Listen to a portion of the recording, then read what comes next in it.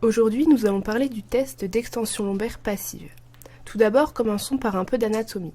La colonne vertébrale possède 24 vertèbres découpées en 3 parties, les vertèbres cervicales, thoraciques et lombales.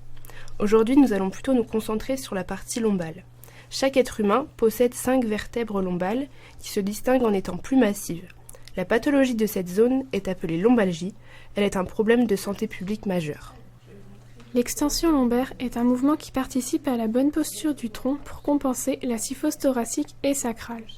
Les muscles sollicités sont principalement les érecteurs du rachis ainsi que le carré des lombes. Le mouvement peut être limité par la butée des processus articulaires postérieurs. L'extension lombaire peut être réalisée de manière autonome, cependant, dans le cadre de notre test, elle doit être passive. Effectivement, le passif implique que c'est le kiné qui va faire la mobilisation.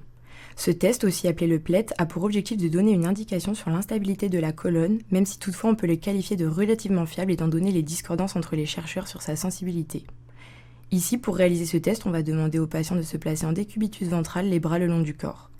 Nous serons en bout de table afin de pouvoir soulever les jambes du patient à environ 30 cm de la table, dans le but de créer une lordose lombaire. Attention, il faut effectuer une très légère traction en même temps afin de garder les genoux tendus. Nous serons très attentifs aux compensations.